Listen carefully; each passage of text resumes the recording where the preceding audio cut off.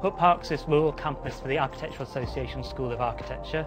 It's a woodland in Dorset, 350 acres, where students can come, they can stay in the woods and they can make stuff out of wood in the workshop here, from small scale models all the way up to full scale buildings. Wood as a material has a richness that few other materials have. It has a grain, it has colour, it has texture. There's a tactility that you kind of come to understand, you build an intuition about the quality and the performance of the material by working with it. So in our studies here and the sort of philosophy of what we're doing, it's about designing and making integrated, so reciprocating between the two. And I suppose what underlies that is the idea that by working directly with the material, getting a tactile understanding of it, it builds your intuition about how that material performs. So as a designer, you have a much richer understanding to work with.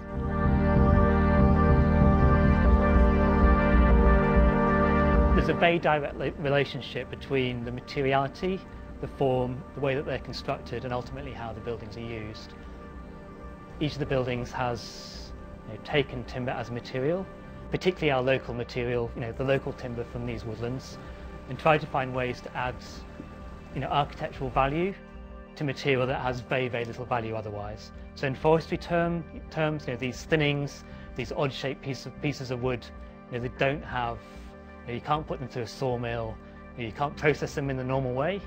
But what we're able to do here is find ways of actually integrating them directly into the architectural form. This is the wood chip barn, a cathedral to wood chip, I believe our external examiner called it. And it's created using natural forks from trees. Almost the entire building, with the exception of the planking on the walls, was prefabricated in the yard and then transported down here.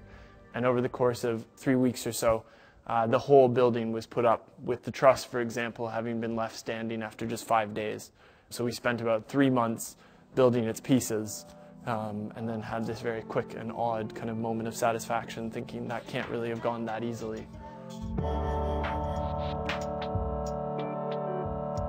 It's interesting to think about the future of wooden buildings. It feels like there's a resurgence of interest in wood as a material. Steel and concrete just aren't sustainable materials. Timber's, it is amazing. If you try to invent something that would grow itself, have amazing structural performance, absorb carbon, it is an incredible thing to be working with. I suppose what we're hoping here is that we're investing in that marriage of architecture, material, and a rural environment. What it means to build in a rural landscape, and a consideration of material that's sympathetic to that.